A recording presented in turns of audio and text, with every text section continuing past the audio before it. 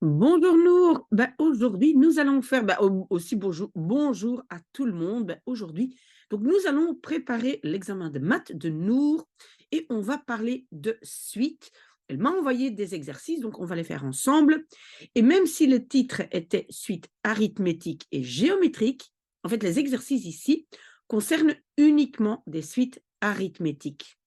Et ça veut dire quoi? Donc, avant de commencer, parce que je vais écrire sur le document, mais ça veut dire quoi?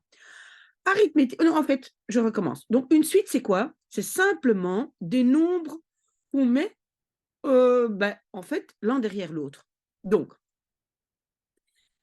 si on met une suite, ou on va dire une ligne, on peut dire aussi de nombres, on peut regarder s'il y a un lien entre le premier, deuxième, troisième, etc.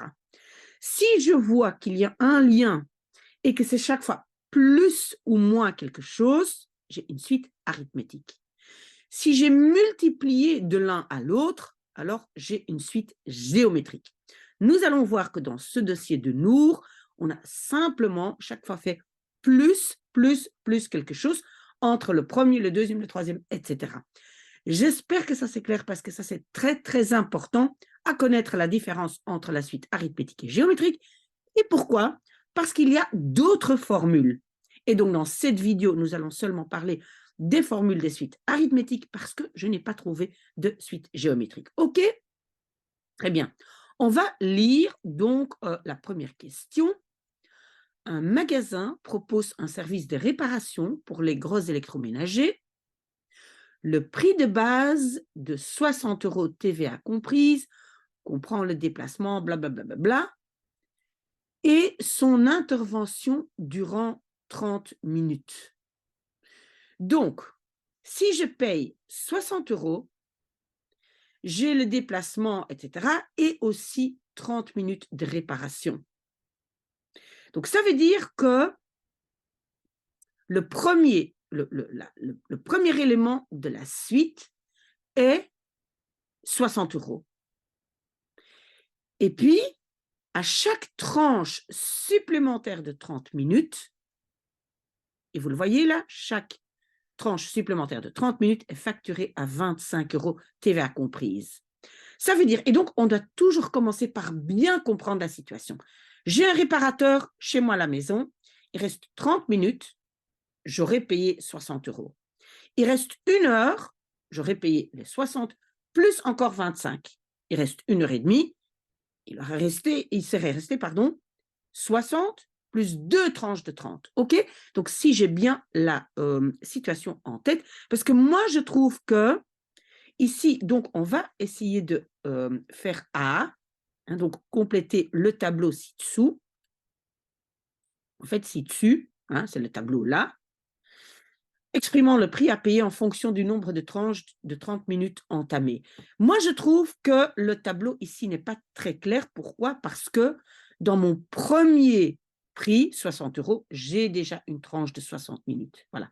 Donc, voilà. Moi, je trouve que ce n'est pas si facile que ça. Mais on va quand même essayer de le faire comme le professeur l'a mis.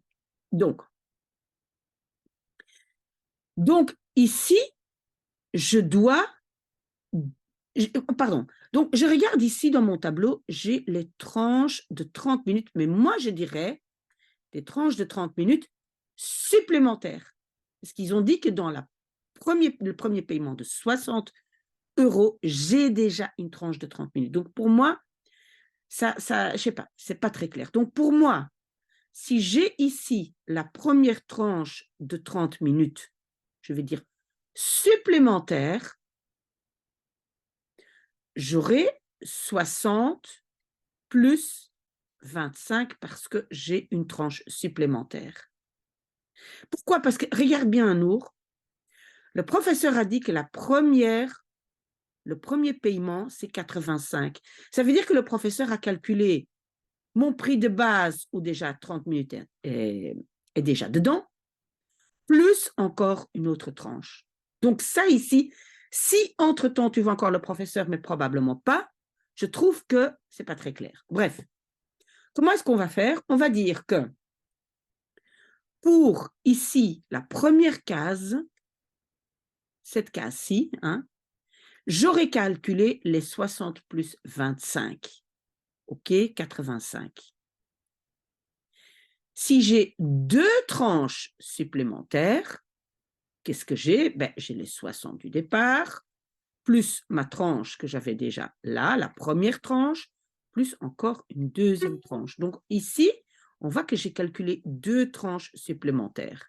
Donc la totalité va être 60 plus 25 plus 25, ça va faire 110. Je ne sais pas si c'est bien marqué là, en tout cas, c'est voilà, 110. OK? Parce que j'ai 60 plus 25 plus 25. OK? Donc cette case, 110, OK. Si j'ai 3 tranches, mais moi donc ici, j'écrirais tranche de 30 minutes supplémentaires, j'écrirais. Hein? J'espère que tu me comprends, hein, Nour. OK? Donc, si j'ai 3 tranches supplémentaires, j'ai les 60 du départ, plus 3 fois 25, hein, parce que j'ai 3 tranches supplémentaires. Donc, je peux aussi faire comme ça, 60 plus 3 fois 25, au lieu d'écrire 25, 25, 25. 3 fois 25, ça fait 75 plus 60, ça fait effectivement 135. OK? Etc., etc. Donc, de là à là, je vais de nouveau rajouter une tranche de 25. OK? Et j'aurai là, est-ce que c'est correct? Oui, 160. Oui, j'ai rajouté 4 tranches, donc j'ai bien 160. Voilà. Et là, j'ai rajouté 5 tranches, donc finalement, j'ai 185, pardon. J'espère que ça c'est clair, Nour. Et maintenant, qu'est-ce que tu penses? Est-ce qu'on a une suite arithmétique ou géométrique? Ben, de là à là, j'ai rajouté 25, de là à là, j'ai rajouté 25. J'ai chaque fois fait plus 25. Je n'ai pas multiplié. Donc, je peux conclure que j'ai ici une suite arithmétique. D'accord? Ça, c'est très important parce que je dois donc regarder dans mes formules de suite arithmétique. OK? Moi, je trouve que tranche de 30 minutes, ça, on n'a pas tenu compte dans ce qu'on dit ici du fait que dans les 60 €, il y a déjà une tranche. Mais bon, si pour toi c'est clair, Nour, c'est le plus important. Donc, j'ai déjà fait ça. Alors, B. Et peut-être, je vais scroller un peu. Voilà, donc B, indiquer si la suite des prix à payer est une suite arithmétique. Si c'est le cas, préciser la raison. Alors, donc, les prix à payer, c'était donc la toute dernière colonne. Hein, donc, on a fait les calculs du prix à payer. Est-ce que ça, c'est une suite arithmétique? Nous, on avait déjà trouvé oui, parce qu'on a chaque fois rajouté 25. Donc, nous, on va répondre oui, parce que c'est chaque fois plus 25. Mais on va devoir le prouver. Mais aussi préciser la raison. Et est-ce que tu sais encore ce que c'est la raison, Nour? Donc, la raison, on va appeler ça R. Et ça, c'est quoi? C'est ce qu'on rajoute à chaque fois. Donc, R est égal à ce que je rajoute chaque fois. OK? Et il y a encore une chose que je n'ai pas dit, chaque fois. Ça, ce n'est pas très mathématique. Hein, ça, c'est juste pour toi, Nour. OK. Donc, ce que je n'ai pas dit non plus, c'est que mon premier montant à payer, je vais l'appeler U1. Le deuxième, U2. U3, etc. Et c'est quoi les U? C'est chaque fois, le premier nombre de ma suite, je vais appeler U1, et puis U2, et puis U3. C'est juste un nom que je donne. Rappelle-toi, le U1, on va le faire ensemble. Mais donc, est-ce qu'il y a encore autre chose? Donc, on va devoir trouver la raison. Et le raisonnement mathématique est obligatoire. Ça veut dire quoi? Donc, le professeur va d'abord me demander, et j'ai aussi U0, hein, quand il n'a pas encore travaillé. Donc, le professeur appelle U0 les 60 € que je dois payer au départ sans avoir fait quoi que ce soit, même si nous, on sait que dans les 60 €, il y a déjà 30 minutes de travail. Hein. Voilà. Pour moi, c'est la confusion. Mais bref. Donc, U0, c'est 60. Si j'ai une demi-heure supplémentaire, tu re-regardes dans la page d'avant, Nour, rappelle-toi, on avait rajouté 25 €. Donc, U1, ça sera 60 plus 25, c'était 85, d'accord? Rappelle-toi le U2, mais tu peux les regarder. J'avais rajouté 2 fois 25, OK? Donc 2 fois 25, alors j'étais arrivé à 110, OK? U3, j'avais rajouté 3 fois 25. Donc mon U3 était égal à 60 plus 75, c'était donc, c'était 135? Oui, c'était ça, hein? OK. Donc pour moi, ou bien tu l'écris comme ça, hein, comme j'écris ici, ou bien tu écris ici comme le professeur l'a fait. Qu'est-ce que le professeur a fait? A dit U0 est 60, U1 est 60 plus 25, normalement il faut le faire comme ça, 25 fois 1, hein, j'ai 1 fois 25. U2, c'est mon 60 du départ, mais je rajoute 2 fois, si c'est multiplié, hein, 2 fois 25. U3, c'est les 60 du départ plus 3 fois 25, etc. OK? Donc, tu peux le faire comme ça aussi. Et comment est-ce que... Oui, donc je dois aussi préciser c'est quoi R, ce que je rajoute à chaque fois. Moi, je vais le faire comme ça. Je vais faire comme ça. De là à là, qu'est-ce que j'ai fait? Plus 25. De là à là, qu'est-ce que j'ai fait? Plus 25. De là à là, qu'est-ce que j'ai fait? Plus 25. Donc, je peux conclure R est égal à 25. Et donc, je suis bien dans une suite arithmétique parce que j'ai fait plus 25 à chaque fois et pas multiplié par quelque chose. OK? Donc, j'espère que ça, c'est clair aussi. Nour, sinon, tu peux me poser des questions. C, mais je pense que je vais de nouveau scroller un petit peu. Hein. OK, on va regarder C. Voilà, Nour, voilà, C. Donc, un client a payé 215 € pour une réparation, pardon, et il se demande si sa facture ne compte pas une erreur. OK. Donc, on peut en fait résoudre cet exercice de deux façons. On peut calculer tous les U. Donc, tu fais la liste comme tu as fait avant. Tu écris U, pardon, 0 est égal à 60, U1 est égal à 60 plus 25, ça me faisait 85, U2 est égal à, etc. Et donc, tu calcules comme tu avais fait avant, tu fais juste la liste de tous les U.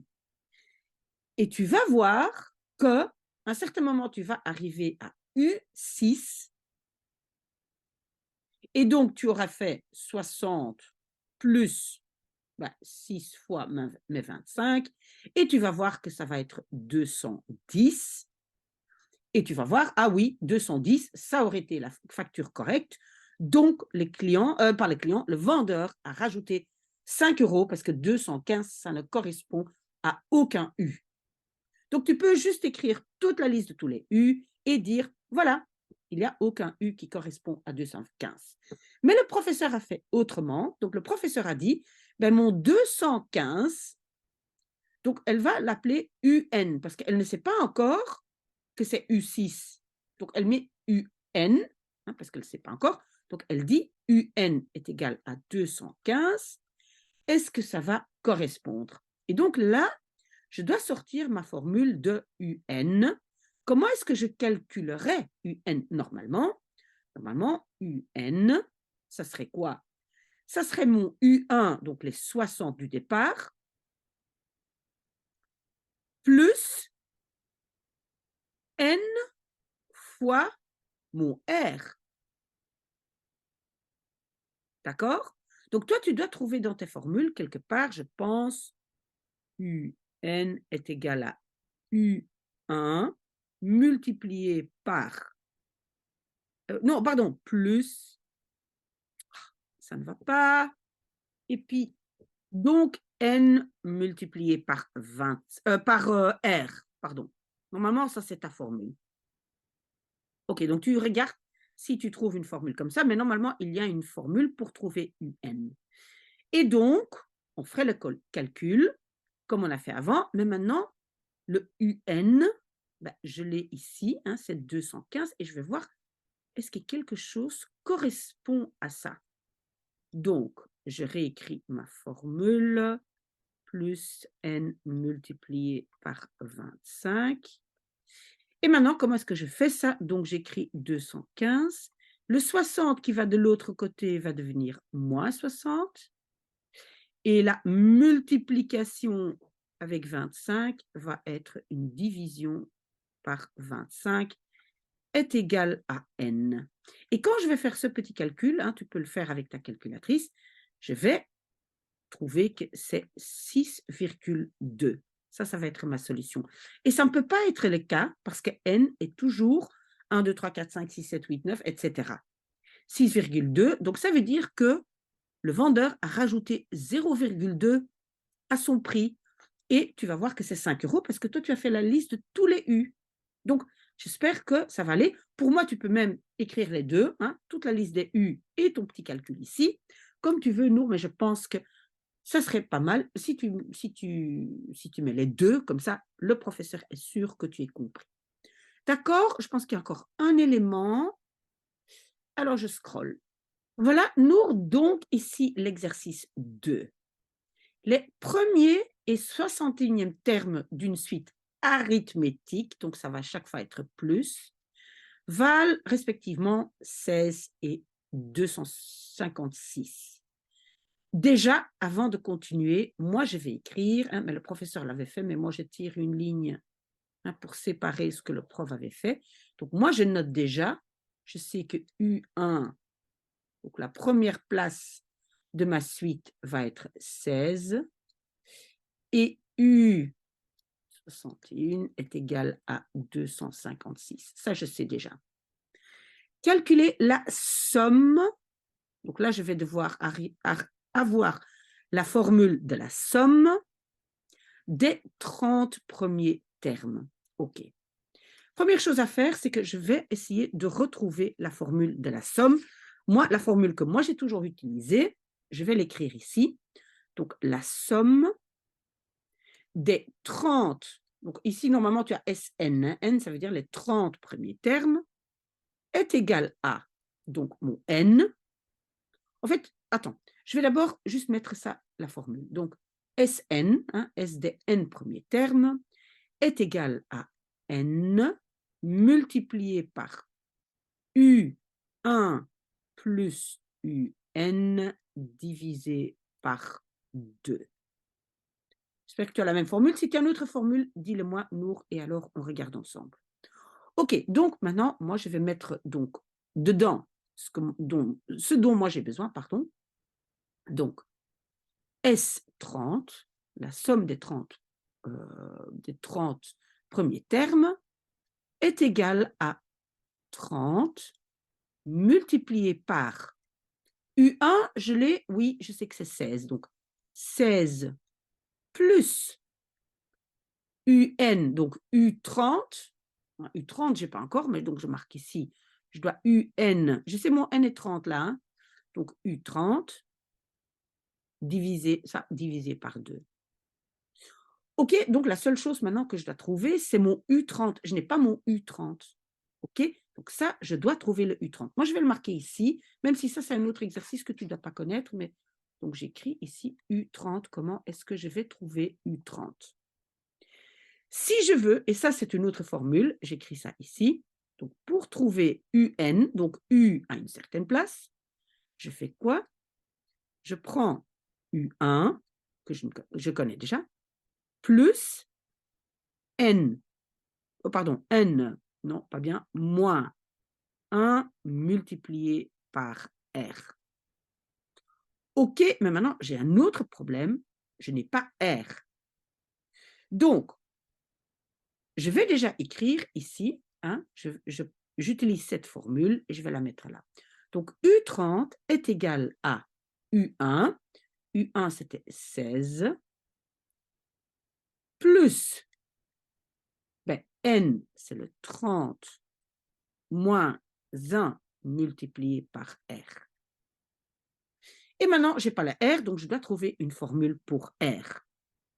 La formule que moi j'ai toujours utilisée, c'est R. R dans une suite arithmétique, hein, pas confondre, mais je pense que tu ne dois pas voir les géométriques lourds. R est égal à, donc je peux prendre un U,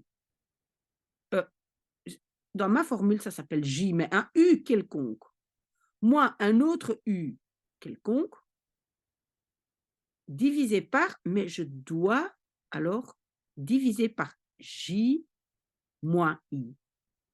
OK? J'ai déjà 2 U. Donc, comment je vais le faire, moi? Donc, R est égal à... J'ai déjà un... La seule chose qui compte, c'est qu'ici, je dois avoir un plus grand que là. Donc, j'ai déjà le U, le U61. Donc, ici, U61, ça va être 256. Moins le UI, et je vais prendre le U1, ça va être 16. Mais je dois diviser ça par la différence de leur place. Donc, la place de 256, c'est 61, hein, c'était U61. Bien regarder ça, Inour. Et la place de 16, ben c'est la première place, c'est 1. OK? Donc, j'espère que tu as compris ça, sinon tu me le demandes. Si je calcule ça avec ma calculatrice, j'arrive que R est égal à, qu'est-ce que moi j'ai trouvé? 4. R est égal à 4, OK? Donc, qu'est-ce que moi je vais faire? Ici, je vais remplacer R par 4. Donc, U30 est égal à 16 plus, 30 moins 1, c'est 29, multiplié par R, c'était 4, voilà. OK? Ça, c'est U30. Est-ce que je l'ai calculé quelque part? Oui, moi j'ai trouvé que U30 est égal à 132. OK. J'ai trouvé U30 et U30, où est-ce que je vais devoir le mettre? Ah, ici. OK, parce que c'est ça que je cherchais. Donc, je continue maintenant. J'espère que c'est clair. Hein? Donc, je réécris ça ici, Anour.